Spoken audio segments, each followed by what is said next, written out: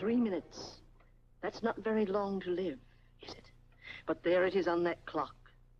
All that's left of your rotten lifetime. 3 minutes.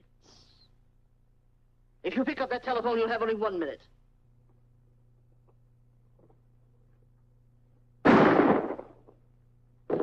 Operator? Operator? Hello? Hello? Hello? Sorry, operator.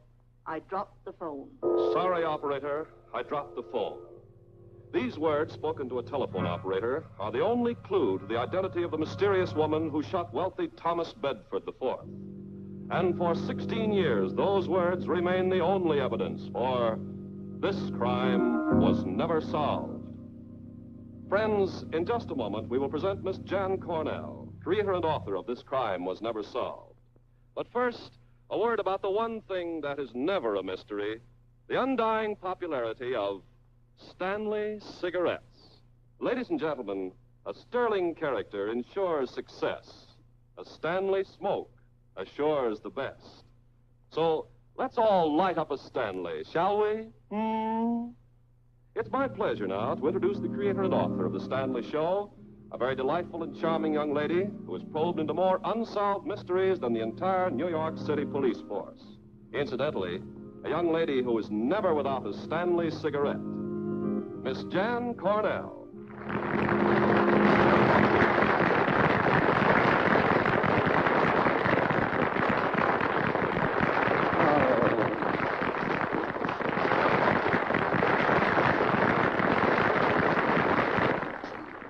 That isn't a Stanley. She won't know the difference. She doesn't smoke.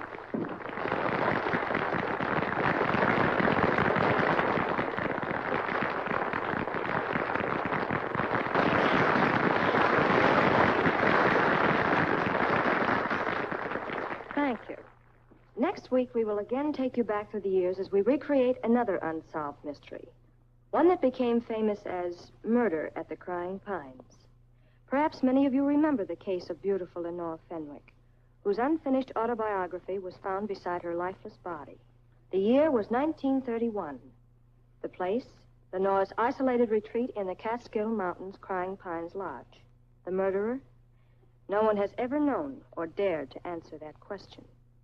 But next week, ladies and gentlemen, next week I will attempt to answer it. So when you tune in next Friday, you will hear something more than our usual unsolved mystery. You will hear a dramatization of Murder at the Crying Pines.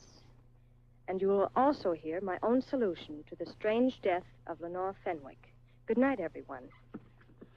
The opinions expressed on this program do not in any way reflect those of the sponsor. Sorry, folks, we're a little late tonight. This is the Alliance Broadcasting Company. You see, none of that was in my script. It wasn't in anybody's script except Jan's. Well, Don, I know. You just ad-libbed a whole new show for next week. Whoever decided that you should be a detective? I did. You did? What right have you to? Look, Don, if you'll just give me a chance, I'll explain everything. That is, if somebody will please take this to Stanley. It's not a Stanley. It's a cigarette. Well, It's all right, John. We know what you mean. We've all tried them. Say, Jan, what's with you and this Crying Pines deal? Smitty, I've got to do something. Look at this. Oh, don't be so grabby.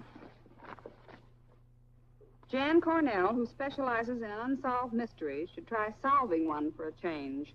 The mystery of her missing fans. Here's a clue, Jan. Michael Jerome, detective. Same time as yours, but a different station. Well, A.J. A.J., what's that? That? Please, you're speaking of the sponsor we love. Mr. Stanley? Mr. A.J. Stanley.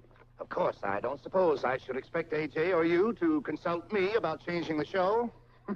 No, I'm only the producer of this little fish fry. I didn't even consult A.J. You didn't? Oh, suppose we both consult him right now on the telephone. Whistling. What did you call me? I hope it's busy. Don, I'd like to do my own explain to A.J. Jan, will you need me next week? Don't I always have a part for you, Mida? Why, yes, but I thought... Darling, you will have the best part of your career in Murder at the Crying Pines. You see, I want you to play the murdered woman, Lenore Fenwick. Gee, Mida, that's swell. Congratulations. Boy, oh boy, what a fall I'll have to take for you next week. Oh, Jan, can't you write the script having her killed sitting in a chair? Lenore Fenwick wasn't... Well, tonight you said the lifeless body was found on the floor. On the floor, on the ceiling, what's the difference? When A.J. hears about this, we won't even be on the air. Mr. Stanley's calling. It's for Jan. Excuse me, Mr. Fletcher.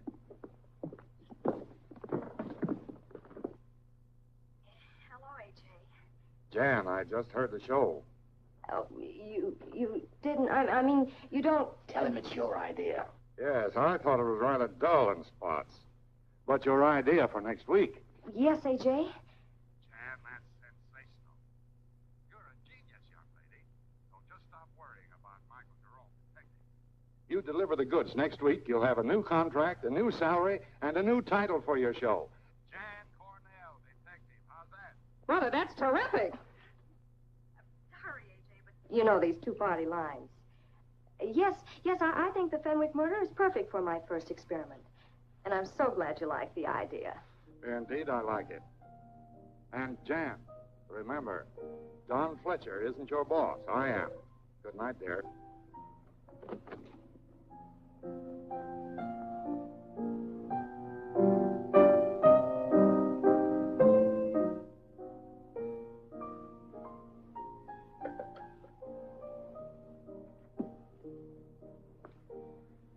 Hello, Eve. Arthur, I was just looking for you. I'm flattered. I wish I could say the same for our guests. Arthur, you're being very rude. It's rude for a man to want to hear a radio program that costs him $10,000. You're not an adding machine, Arthur. You're a host. Come along. Eve, don't you even have a wifely interest in my business affairs? If you call that horrid mystery show a business affair, no. And don't expect me to stay here with you and listen to it. Well, the program happens to be from 11 to 11:30, so you're quite safe. The show's over for tonight. No, I'll be so glad when it's over for good. What Stanley Cigarettes need is a really fine musical program. Well, don't you think that'd be terribly monotonous? A half hour of nothing but piano? And not even good piano. He could have an orchestra. Oh, excuse me. Am I intruding? No, please come in. I was just leaving. And how was your mystery broadcast tonight, A.J.? Well, at least you know when it goes on the air. Certainly. I know everything about my rival. Well, why not, after all? Jane Cornell's my rival, and I'm out to get the show away from her. I admire your frankness, Ricky. In fact, I admire it so much that I almost hate to tell you I've just decided to renew Miss Cornell's contract. No. Yes. Jan's popped up with an excellent idea. She's going to attempt solving those unsolved mysteries. To begin with, she's dug up an old scandal that happened at, what's the name of that place? The Crying Pines. All about the murder of, Lenore Fenwick. Well, yes, that's the name, Lenore Fenwick. You remember the case? Yes, I remember reading about it. But that's not the point, Arthur. Say, isn't Miss Cornell leading with her chin? I mean, suppose she make the wrong guess. Yes, Arthur, she's liable to make a fool out of you. You've got to stop her from doing a thing like that. Stop an idea that's bound to increase the sale of Stanley cigarettes? Well,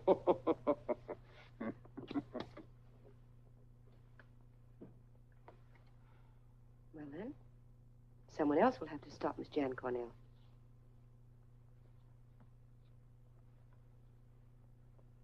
Get the car, Ricky. So soon? Well, I gave you a message to deliver tonight, didn't I? I have it right here. But still early. They won't be in yet. Get the car, Ricky. Thanks. Jan, let's have a cup of coffee at the Three Pirates. All right, but I have to get to work on the new script. Jan, I can't possibly play Lenore Fenwick. Well, how do you know you can't? You haven't even seen the script. Neither of you. Well, it isn't that. It's the... well, you remember Thelma Martin. Thelma had an accident. She can scarcely walk. And she's alone at a house in Westport. And I thought if I could go up there for a couple of weeks, I could take care of her. That is, if I weren't in your show next week, I could leave tomorrow morning. Well, of course, Mida. You'll explain to Mr. Fletcher? Certainly. Jan, you're a dear. Good night. Oh, Mida, would you like to join us at the Three Pirates? No, I can't. I have an appointment. Goodbye, Jan. Good night, Mida. Who did she say couldn't walk? Thelma Martin. You remember her? I ought to. I saw Thelma this morning on Fifth Avenue, and she was walking. Are you sure? Positive. And furthermore, she doesn't live in Westport. Put that in your script. Oh, well, Mida hasn't been well for several weeks.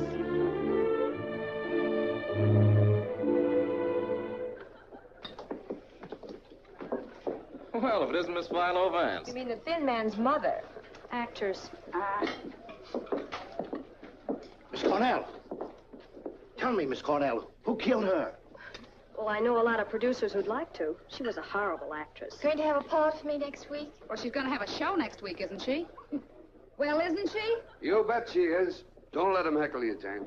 Well, look who's talking. Yes, Mr. Bill Burton, the head heckler himself. Oh, no, I heard your show tonight, and I think your new idea's swell. Well, you should. You're the cause of it all. Well, you mean my column this afternoon? Yes, your column this afternoon was almost my obituary tonight, insinuating that corny crime show on WRB is responsible for losing my fans. Of course it is, but you don't have to tell everybody. You know Mike, don't you? No. Hello. Sit down, Jan. Stop worrying. I'll make your Crying Pine show the biggest thing in my column next week. I don't need publicity. I need somebody who remembers the Fenwick case. Say, how about the files in your office? Say, there's something else she wants to ask you about Mida Kent. Now, wait a minute, one at a time, please. Say, Bill, Mida's acting awfully strange about playing the part of Lenore Fenwick. Oh, she's just a superstitious old actress. Well, that's the first time she's ever refused to play a part since the day you brought her into me. Bill, how long have you known Mida? One day longer than you. She wanted to be in radio. Some Broadway producer asked me to introduce her to the right people, which I did. I'll kid her about it in my column tomorrow, which I should be writing now. Telephone call for you, Miss Cornell. Uh-oh, AJ's changed his mind. Better stick around, Bill. It may be another scoop. It's plugged, dearie. Thanks. Likewise, I'm sure. It won't reach. I guess you'll have to come over here. Well, so long. Oh, wait, Bill. It might be Lenore Fenwick.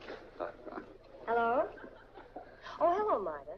Jan, what I told you on the street a little while ago, I was lying. Yes, I know. Look, honey, I don't want you to get hurt. Well, you will if you don't stop fooling around with that Fenwick case. Why? Tell her she's going to take an awful ribbon if she doesn't play that part. Why, Mida? I can't tell you why over the telephone. No, you'd better make it tonight. Jan, please make it tonight. Right away. 25 West 63rd. All right, Mida, I'll be there. Goodbye. Mida Smitty, we've got a date on West 63rd. Well, I'd like to drop you, but it's out of my way. Oh, I'll drop you. It's out of your way, too. Only 20 blocks. Oh, come on, let's go.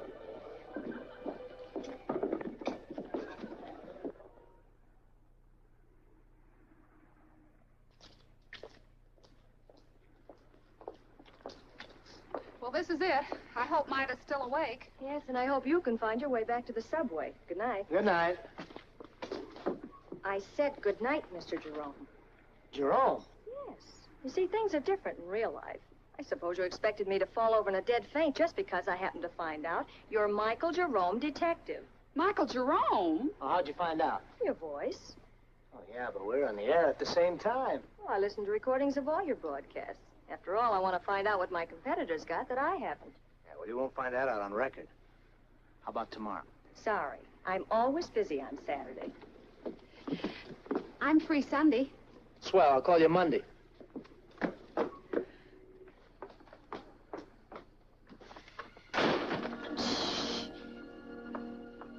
a cheerful place, isn't it? Cheerful just like in a cemetery. Well, come on. She said it was the last door on the right.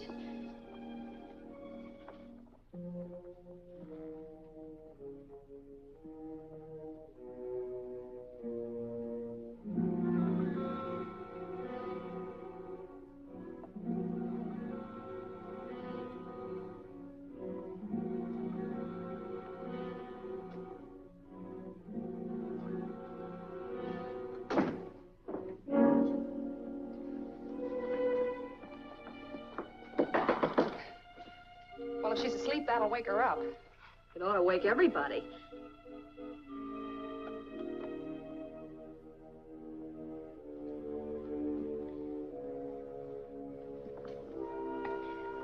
Mida, Mida.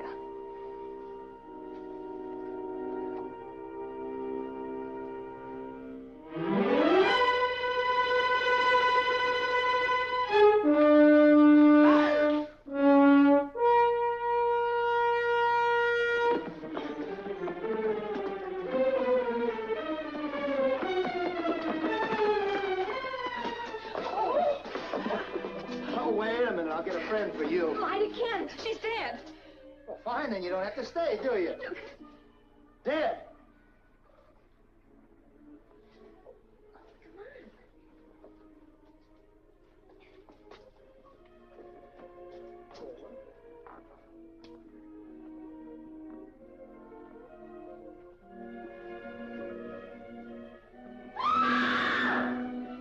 Anything you say will be used against you. Get back to your rooms.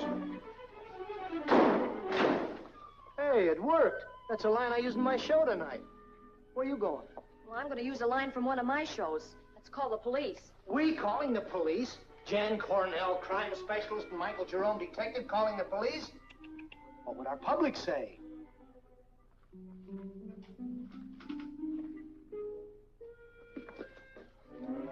Never mind what they say. Call the police. Oh, Smitty, give me a nickel. Give her a nickel. You're not nervous, are you, Mr. Jerome? I sure am. Somebody must have been in a hurry.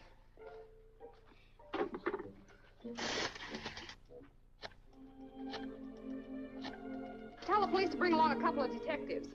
I'm not calling the police, Smitty. Hello? Hello, Bill. Mida Kent's just been murdered. Yes, Jan. I know you want some publicity for that Crying Pines show, but you don't have to overdo it. Yeah. Yes, I'll get the police there, just as soon as I tell the night editor. The scoop for the Chronicle comes first, you know. All right, Bill, I'll be here. Goodbye. Well, where's our big, brave bodyguard? In the rumpus room. Say, couldn't we just sort of wait for the police out on the front steps? You can. All by myself? Bill!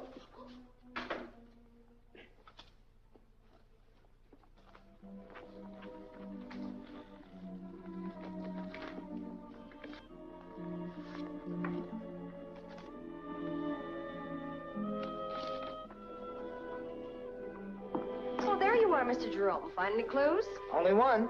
One. Yep.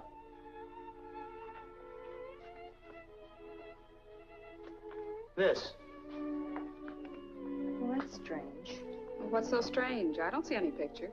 You're not supposed to. Somebody's taken it. Ah! She moved! No, she didn't move. She only fell when I... Oh, she just fell. Maybe she got tired of sitting up straight. Oh, how can you say such a thing? Poor Mida. Oh, please don't be afraid. Oh, I'm not afraid. Not anymore. Oh, if our sponsors could only see us now. Oh. I wouldn't want anyone to see us now. Would you, Smitty? I bet you two could really get romantic in a morgue. Hey, maybe they'll let us sit in the back seat on the way to the station.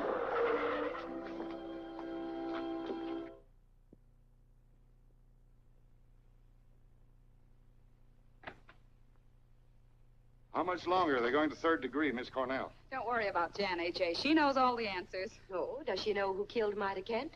No. Do you? Remember, Mr. Burton, you were in my office tonight as a material witness and not as a reporter of the New York Chronicle. Oh, yes, sir. Oh, Chief Daniels, Oh, A.J., I'm sorry. Sorry for what? You didn't murder Mida Kent. Well, maybe I did indirectly. What? Well, Jan feels that her plan to solve the murder of Lenore Fenwick is responsible for Mida's death. I'm sure of it. There was something Mida wanted to tell me. That's why she was killed. Then you won't go ahead with next week's show. Oh, I don't know. Well, of course you'll go ahead with next week's show. It's your duty to go ahead with it now. And I'll back you up, Jan. I've just been waiting for a chance to top this defective detective, Michael Jerome, and this is it. You'll have everyone's cooperation. I'll back you all the way. So will I. Well, that's splendid, young man. I'm A.J. Stanley. I'm Michael Jerome. Jan, think of the millions of people who'll be waiting to listen in. Think of the millions of potential Stanley smokers. Well, that is, Yes, we all understand, Arthur. But I'm sure Miss Cornell wouldn't care to sell cigarettes on such a morbid basis. Would you, Miss Cornell? No. But I did promise to tell my listeners who murdered Lenore Fenwick. And if I do, it would be telling them who murdered Marta Kent, too. Double feature, no less. No, Bill. Single feature. Because they're both chapters of the same story. In other words, the same murder. Exactly. And next week, same time, same station, I'll tell you who it is. I hope. Well, come on, Smitty, let's go home, Now, shall wait. we? If you're going to play peekaboo with a murderer the rest of the week, no thanks. I'm going to stay right here. A cell with a bath, please. I'll get you an escort. Oh, Dugan. I don't need an escort. I'm not going anywhere. I'm going to stay right here just long enough to tell Mr. Dugan where I live. It's Plaza 63452. Oh, isn't that silly? That's my phone number. Well, goodbye, everybody. Did you get the number, Dugan? Broadcast. Oh, dear, yes, I can get to all the broadcast tickets you like. Of course, I'm only free after 6 o'clock, but then the better shows are in the evening. Now, what would you like to see? Oh, they're not for me. They're for my kids. Kids? Sure. You want to see their pictures? I'd love to. A little darling. Oh, they're not so little. Tim will be 9 next month, and Rosie's almost 8. And then there's Pat, and Don, and George, Mike. Hey, you'd better get some sleep, Bill. Sleep? I've still got that column to write. Well, I'll call us a taxi. Call a taxi for yourself. I'm going with Bill. No, I'm not kidding about that column, Jan, and I write my columns at the Chronicle office. I'm not kidding either. That's where I want to go. I won't be any bother, Bill. All you have to do is turn me loose in that place where you keep pictures and clippings and old Chronicle files. In the morgue at 3 o'clock in the morning? Well, I've got to start my research on Lenore Fenwick and Marta Kent sometime. Come on. Good night, Mike. It's going to be awfully dark and lonely in that morgue. It won't be if you're there to help me lift those big, heavy files.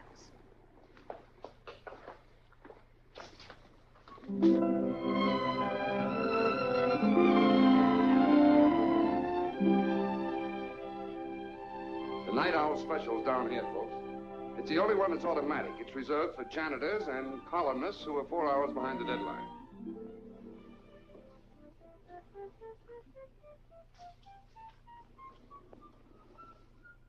You kids were in Marta's room quite a while before the police arrived. Did you find anything? I mean anything that you didn't tell Daniels about. No, only that picture frame. You didn't take that picture, did you, Jane?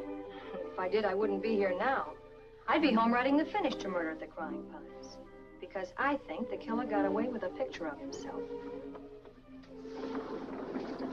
Which way to the morgue, Bill? There it is, right there. Walk right in. It's always open. I'll be upstairs if you need any help. What's the matter, Mike? Lose something? Just some of my boyish illusions.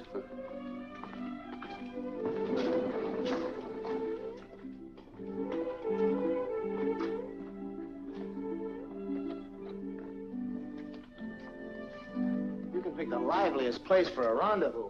Who said this was a rendezvous? Well, Smitty made a prediction, remember? She bet we could really get romantic in a morgue. Well, suppose you get busy and help me find the file on Lenore Fenwick. Let's see. Weekly reports, CDB. 6.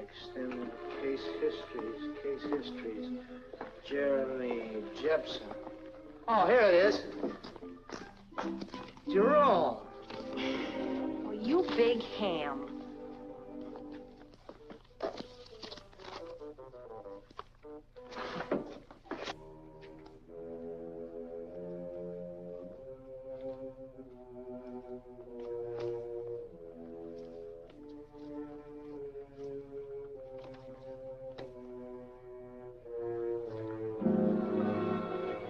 Hello. Hello? Did you find something? Yes. Mike, look. Well? What do you want? Just this. Mr. Burton said it would be all right if we... Wait, it's empty. Yes. And so is the one on Marta Kent. Bill Burton hadn't any right to send you down here without asking my permission. I'm in charge of this morgue. Oh, well, we're sorry, Mr. Crunch. Well, Mr. Crunch, may we see the files on... The night editor has them. Oh. Well, then we can go upstairs. You won't find out what you want to know from those files. Why? They're not very complete. That's where you should look. 1931. That was the year Lenore Fenwick was murdered. And April was the month. Well, why don't you look?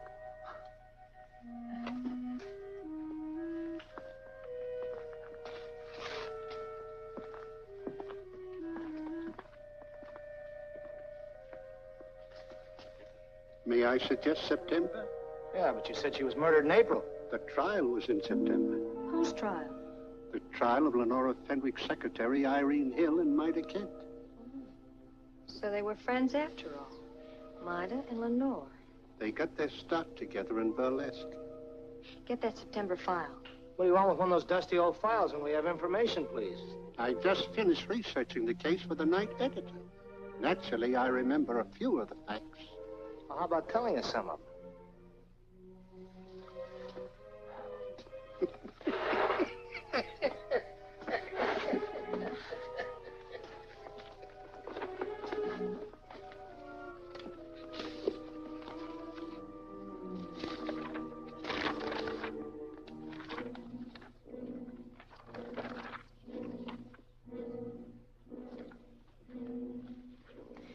Lenore Fenwick.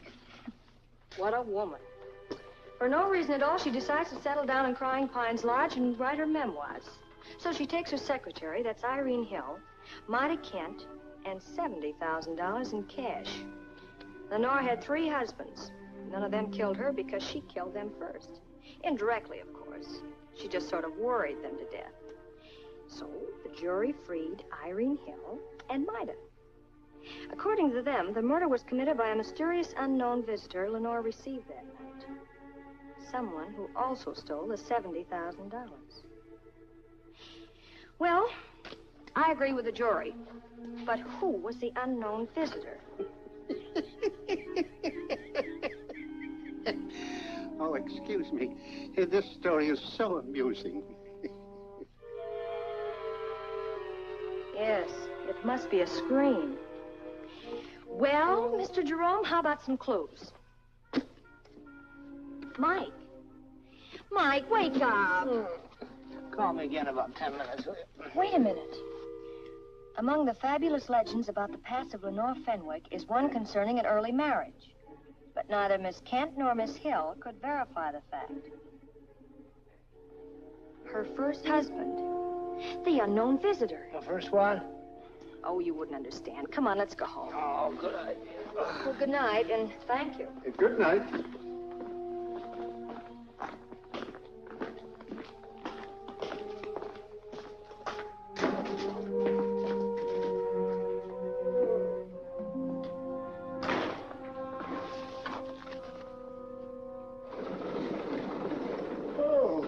Of course, the most important question is, who was Lenore Fenwick's first husband?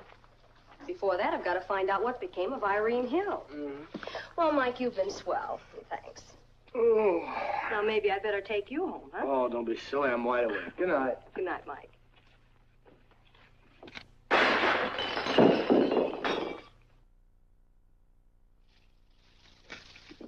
Oh, Mike.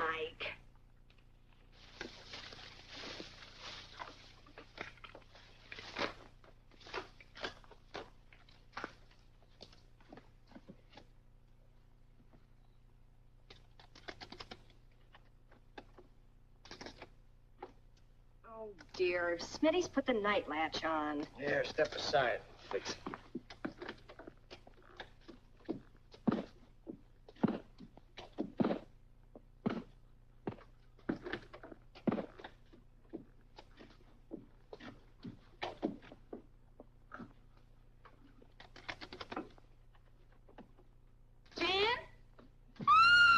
Hey, Smitty, for Pete's sake, put this stuff where it belongs. Oh, it's you. What have you done with Jan? She's right here. Oh, Smitty, you're not rearranging the furniture again. Rearranging the furniture, my eye. I did that for my own protection. Since this was slipped under my door tonight. Miss Cornell, you are now what is known in your radio scripts as a marked woman. You didn't meet Mida Kent tonight. But if you don't mind your own business, you will.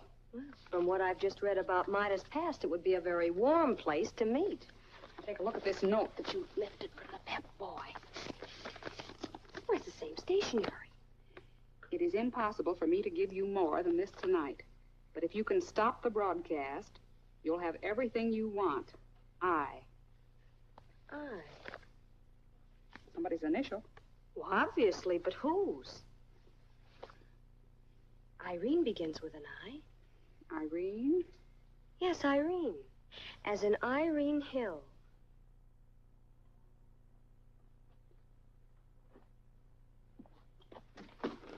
Oh, hello, Don.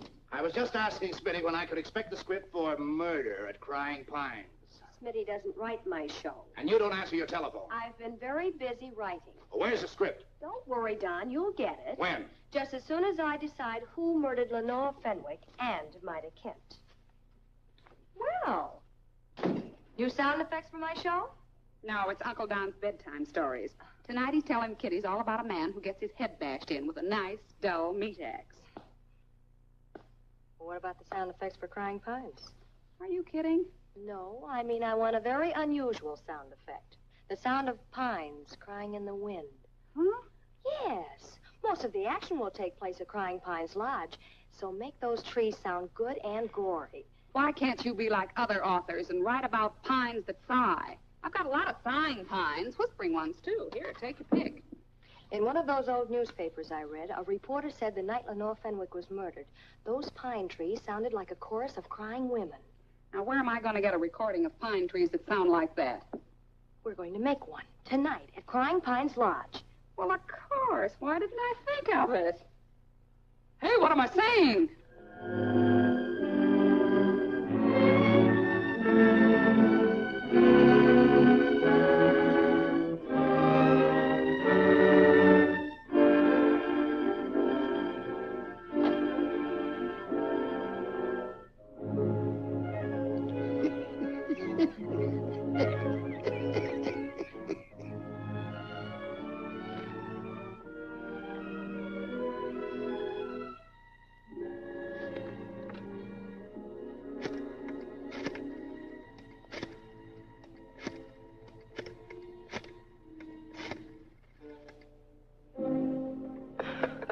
Wrong number. Well, why not try to get the right one? You know the old saying, if at first you don't succeed.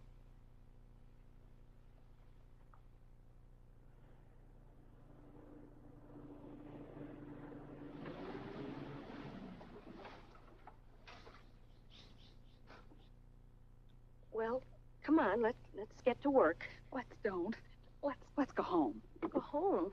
We just got here. I know, but hey, wait for me.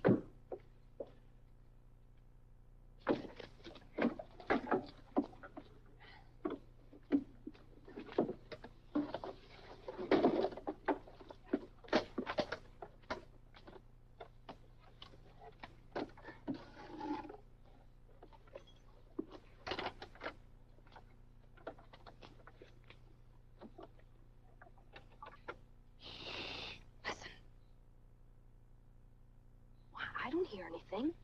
That's what I mean. It's so quiet. I don't think the pines are going to cry tonight. Let's go home. Oh, no. We're going to wait right here until a wind comes up and makes them cry.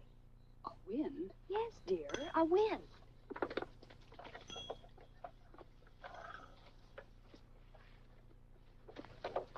Hey, Jan, that reminds me of something I forgot to tell you. Something I read in a weather forecast in this morning's paper. The weatherman said there isn't going to be any wind in this part of New York State for several weeks. He didn't say why. He just said something to do with elements and things like that. So as long as the elements are in that condition, well, there's just no use waiting for a wind. We can just... Jan, what's that?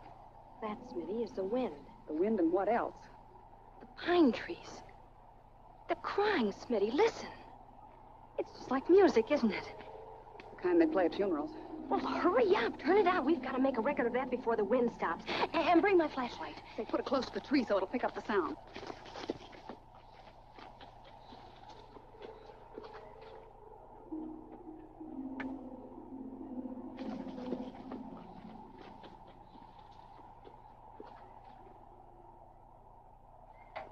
Hey, you're not going in. Why not? I've been writing about this place for days. I'd like to see what it really looks like.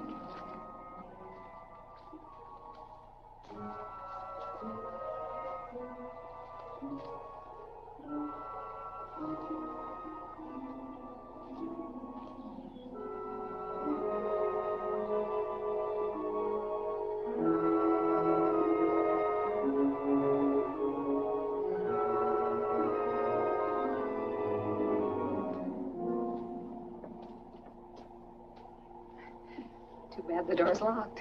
How do you know it's locked? She didn't even try it. Oh, my goodness, after all these years, it ought to.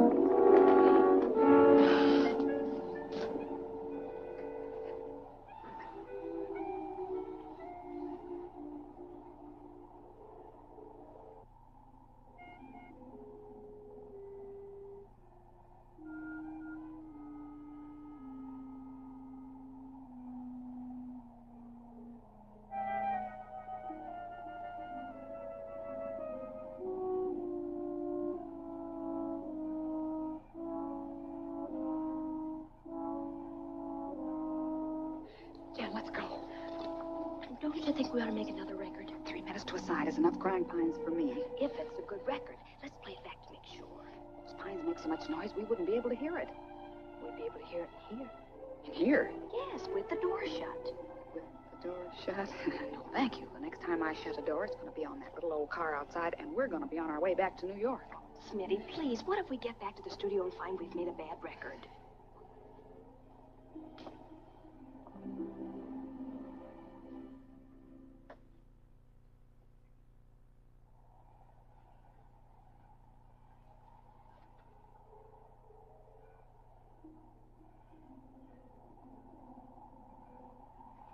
There, you see? No, wait, I want to hear all of it.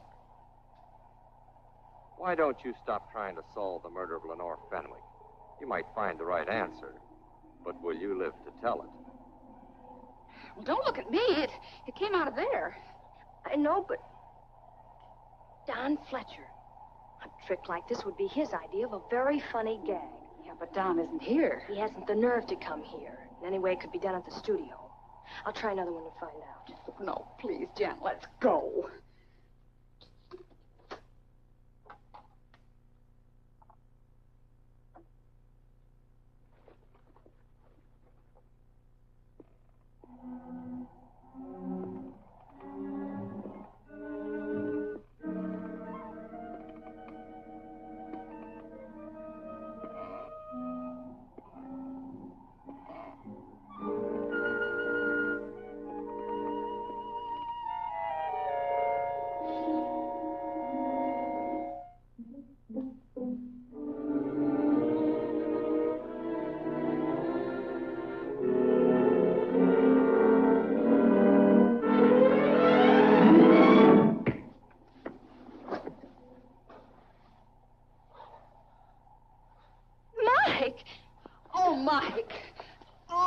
Glad to see you. Yeah, do you like me better with this hole in my head? Come on, let's go home. Wait a minute, I don't want to go home. That's because you don't know what somebody just said on that record. Maybe he does. What? Oh, Jan, Mike wouldn't do a thing like that, would you, Mike? Why, of course. Do a thing like what? We'll tell you all about it when we get home. All about what? What's happening? Why is she homesick all of a sudden? Mike, how long have you been here? Why, just a few minutes. I parked my car down the road, walked up to the lodge, and up the steps. As I was saying, look, that was an echo of this door slamming, wasn't it? No, it wasn't. You wait here, both of you. Mike, wait. Here, give me that flashlight. I'm scared of the dark. Every time we do a haunted house script, my author gives me a lot of candles, so I brought one along. Here.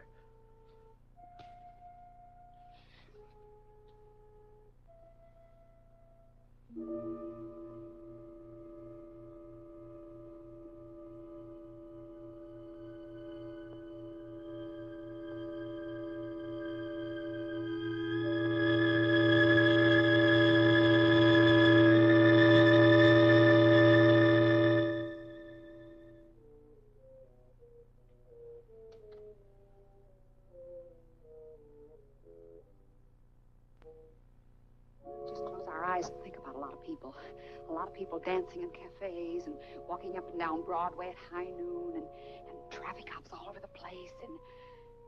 Jan! Jan!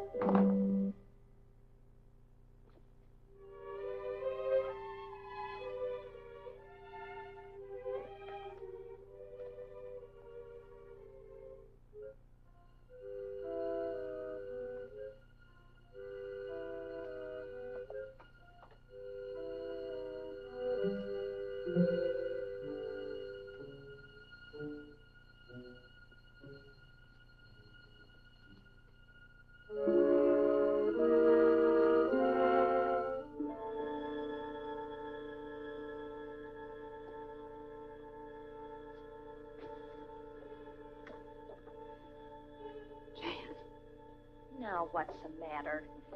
There's just two of us here, aren't there? Well, what about Mike? That isn't Mike. Get out of here. Lenore Fenwick's ghost. Shut up. Don't be afraid, Miss Cornell. I didn't come here to kill you. Mike! But I'm tempted to take a shot at your loudmouthed friend. And now, Miss Cornell. Miss Cornell! Yes? Because of you, someone killed Mida Kent. And if you continue your snooping, she won't be the only one to die. I'll be next. Why? I don't know who you are, but why should anyone want to kill you? You better worry about your own life, Miss Cornell. If it isn't too late. There's been so much publicity, and now the police. Why didn't you stop that first night when I tried to warn you? Warn me? Then you're the one who wrote that note. Yes. Yes, I am. And now, will you get out of here? Irene Hill. What did you say? You're Irene Hill. I know you are. But you needn't be afraid. You didn't kill Lenore Fenwick. You said when you wrote that note you were trying to help me. Well, we can't stop now. Please tell me who...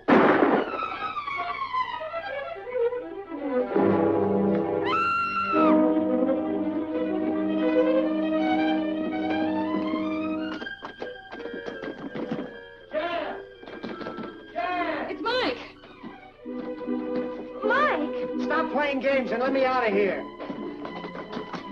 Now, what's the idea of locking me? Uh-oh, somebody else must have been murdered. The only time I ever get a tumble from Jan is when somebody's been bumped off. You ain't kidding, brother. What? She's right, Mike. This time it's Irene Hill. Irene Hill? The craziest thing happened. She was pointing a gun at us, and it must have backfired. It didn't backfire, Mike. There's someone else in that room. Well, what do you say we all kind of sort of go on home? There's a door over there.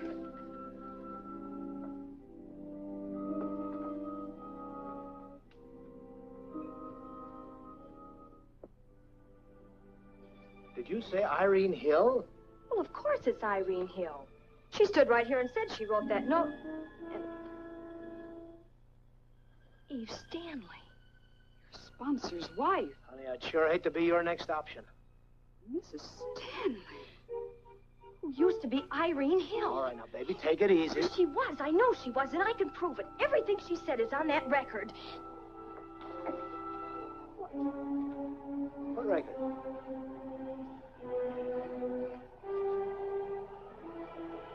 Mike, what am I going to do now? Well, personally, I like Smitty's suggestion. Let's kind of sort it all, huh? Yes, I knew her as Eve Bennett. We met for the first time 8 weeks before our marriage. That was 5 years ago. 5 years ago tomorrow, to be exact. Mrs. Stanley was always very vague regarding her past. All her personal effects are at your disposal, but I doubt very much if you can do a better job of searching than I did. I found nothing to indicate she was ever known as Irene Hill. But what she said to me about the note, doesn't that prove she was? Yes, and so did the record. Mr. Jerome, I'm asking you for the last time. Did you ever see or hear that record? No. None of us heard that record. We've told you that. How could we when it's been stolen? But I heard Mrs. Stanley in person. Get the creeps just thinking about it. Please, Miss Smith, not again. Chief Daniels, don't keep me in suspense any longer. Are you going to stop my broadcast? I should think you'd want it stopped if you can't name the murderer. And even if you could, in view of Mrs. Stanley's death, well, I think broadcasting it would be in very bad taste. Fletcher. I'm sorry. But this is hardly a matter of taste. More than anyone else, I am responsible for what happened. After all, I encouraged Miss Cornell to become a detective. And I'm not going to stop encouraging her now. As a tribute to my late wife, there will be no mention of Stanley cigarettes on the Crying Pines broadcast. Don't be surprised at my ruthlessness, Jan. Eve Stanley, or Irene Hill, as you prefer to call her, was a ruthless woman. Frankly, I think she deserved the fate she met at Crying Pines. And now, Chief Daniels, with your permission, I must leave. We're due at the broadcasting station. Come along, Fletcher. There were so many questions regarding Mrs. Stanley that I could not answer. But there is someone should be able to answer them for you. I hope you can find Ricky Marino. Ricky Marino? Isn't he the orchestra leader? Oh, you're thinking of Ricky Marino. That's what Mr. Stanley said, Ricky Marino. Oh, I'm sorry, but you misunderstood. He said Nicky Barino.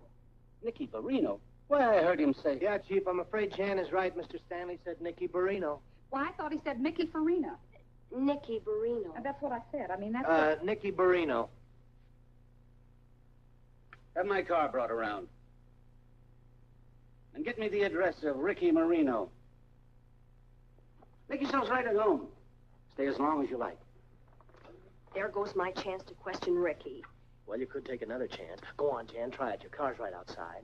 What about Daniels? Oh, I think he could be delayed, don't you, Smitty? Oh, boy, could he?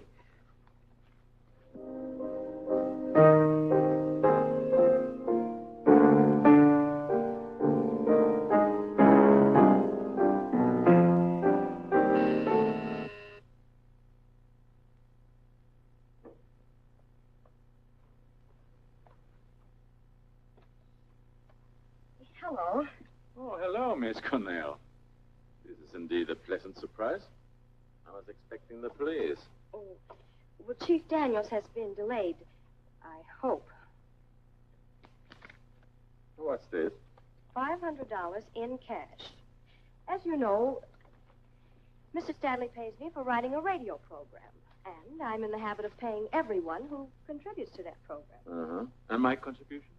Mr. Marino, did Eve Stanley ever tell you anything about Lenore Fenwick's first husband? Miss Cornell, I don't know the answer to your $500 question. I see. Perhaps 5 of the $100 ones. Well, I could try. Won't you sit? Thank you. Did you know Eve Stanley when she was Irene Hill? No. For some unknown reason, I never get to know women until after they are married. You know, until last night, I don't think anyone except Maida Kent knew Eve's true identity. Well, what about the murderer? You almost found him last night at the Crying Pines, didn't you? Did you ever deliver an envelope to Maida Kent? Many of them. So many of them, in fact, that I became curious. Of course, there was no use asking Eve for an explanation. But I thought Maida looked the type who would talk after a few drinks. And she did. That's how I found out what actually happened at the Crying Pines the night of Lenore Fenwick's murder. Yes? Well, they were both in their rooms. I mean, Maida and Eve. Well, let's call her Irene. They heard a shot, and they rushed downstairs and found Lenore dead. And? And I'm afraid I shall have to consider that question number 4. Please continue, Mr. Marino. All right. Well, Maida went to call the police, and when she came back, she saw Irene taking something out from behind the loose brick in the fireplace. The $70,000. Yes. And she hid the money somewhere in the lodge. And promised to meet Maida a year later at the Crying Pines to divide the money. Maida Kent, she kept her promise, but Irene Hill, she didn't. It was first years later that Maida found out who Mrs. A.J. Stanley really was. And then she went to collect. However, the $70,000 is gone. Eve had spent it for a lease on a new life. So, Maida settled for less on the installment plan. Yes, suppose so. I'm sorry that our visit wasn't more beneficial. I mean, for you. Well, perhaps it will be. I'm entitled to one more question. Go right ahead. What became of the last installment you delivered to Myra Kent? I didn't deliver it. After all, what good is money to someone already dead? Excuse me.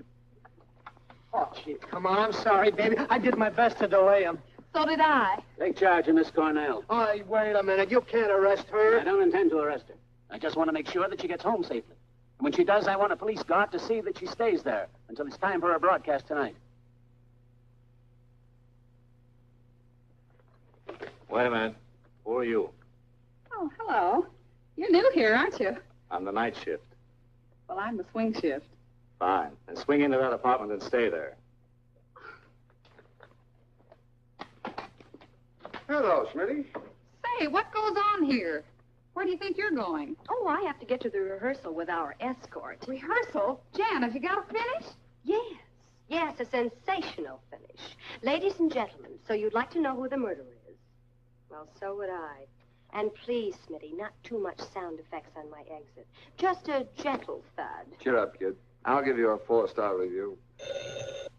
I wish somebody would give me another week to find Madam Fenwick's first husband. Hello? Yes? Who? Oh, yes, Mr. Crunch. Miss Cornell, there's something you should know. Something I've been afraid to tell you. You see, I haven't delivered 25 West 63rd. Well, I don't understand.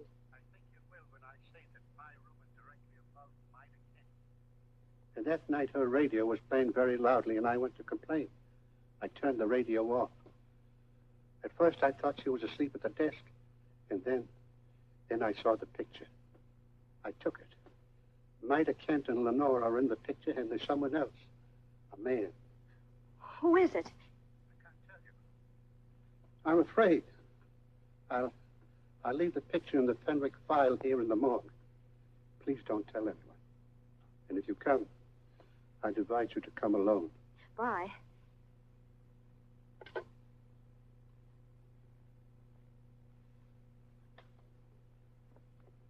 Oh, just an old friend wishing me luck. I'll be ready just as soon as I get my script.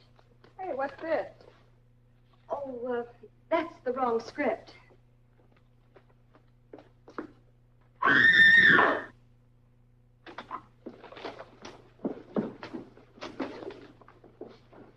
there.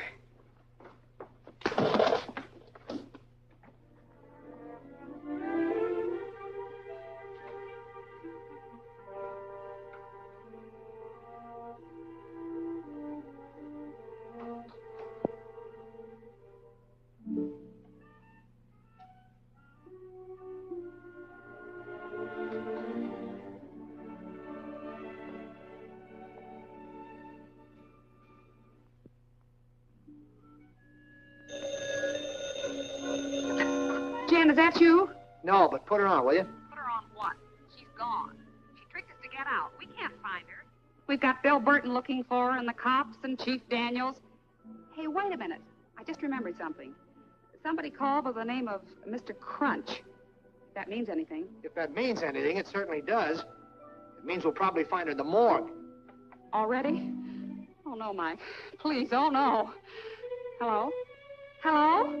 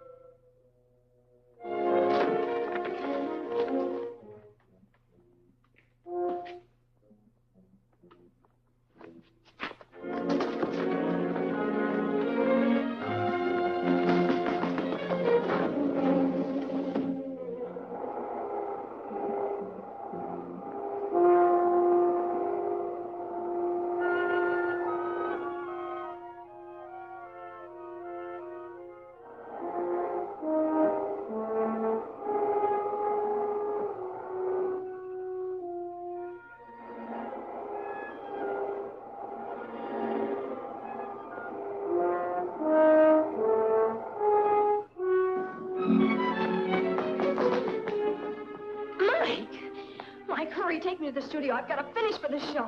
But, honey, what about you? Are you all right? All right. I feel wonderful. I feel terrific. Mike, I feel...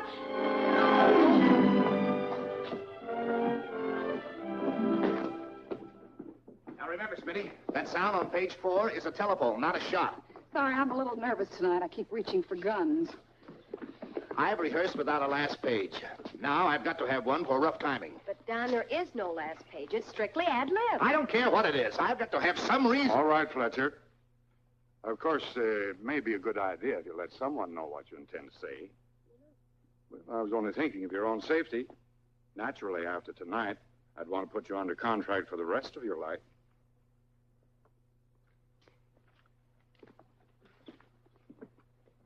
Mike, look at the time. What about your broadcast at WBR? Oh, I told my former producer to get an understudy tonight.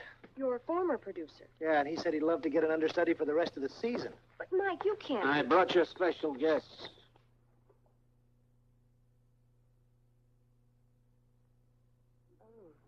Thanks. The show wouldn't have been complete without them. Boy. As soon as the show goes on the air, you go out to that payphone just outside the door. Call the Chronicle City desk and keep the wire open until you hear from me. There's a nickel for the call. Yes, sir. And, boy, this is for your time. Yes, sir.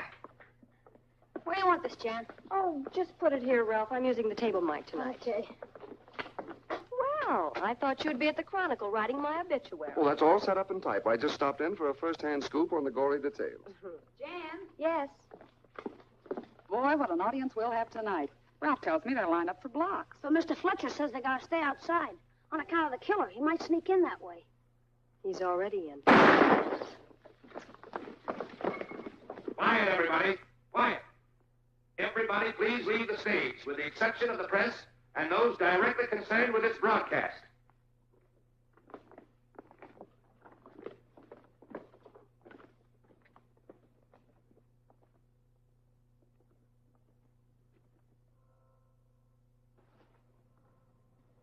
Anybody go in? No. Nobody in or out. Broadcast will be over in 3 minutes. It's about time for that mastermind to tell us how to solve a crime. The elevator descended slowly, bringing Jan Cornell closer and closer to the first floor. Finally, it stopped. The door slid open, and then... Mike. Jan, are you all right? Of course I'm all right, Mike, but hurry. You've got to take me to the studio. I've got to finish for the show. You've just heard a dramatization of the story of Lenore Fenwick's murder at the Crying Pines and the deaths which followed in its wake when Jan Cornell decided to solve the mystery. And now comes the real-life climax to this stirring real-life drama, the moment you've all been waiting for. I present the young lady who has given this program a new title. This crime was solved. Miss Jan Cornell. Good evening. In the drama you just heard, every character was called by his or her true name, with one exception. The one I call simply Mr. X. Mr. X, as you now know, is the former partner of Lenore Fenwick and Mida Kent in burlesque. It was his love for Lenore which proved to be his downfall. For Lenore's evil mind created a swindle which the adoring Mr. X performed. The swindle was successful for Lenore, but it sent Mr. X to prison. And Lenore forgot him until years later at Crying Pines. Tonight, Mr. X makes another unexpected appearance. It is now my duty to introduce him. It is not a pleasant duty because I'm about to introduce a friend as a murderer. Ladies and gentlemen, Mr. X is... Mr. X is... He is... The murderer is... Jan! Stand back, all of you. She needs air. Air, it's too late for air. She's dead. He's killed her. The water. It's been poisoned. Oh, no, Bill. That's not the cup you poisoned. Smitty, you did change it, didn't you? You bet. This cup's Exhibit A. Mr. Burton, the city editor wants to... Ladies and gentlemen, the murderer, Bill Burton, has just tried to escape. Correction. The murderer has just been subdued by Michael Jerome, detective. This is Jan Cornell saying goodnight until next week. No, you can't do that. We still got 60 seconds to go. 60 seconds? 60 seconds. Well, time this, brother.